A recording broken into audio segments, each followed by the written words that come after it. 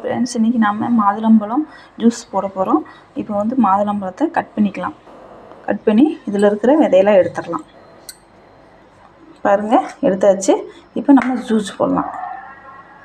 இப்போ அதுக்கு தேவையான அளவு காய வச்சு ஆற வச்சுன்னா பால், இப்போ ஒரு ஸ்பூன் சர்க்கரை சேர்த்து நல்லா அரைச்சிட்டு வந்துடலாம்.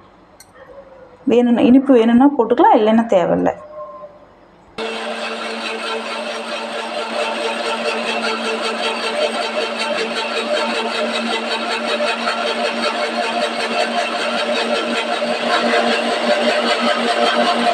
பாருங்கள், அரைச்சாச்சு. இப்போ நம்ம வடிகட்டிக்கலாம்.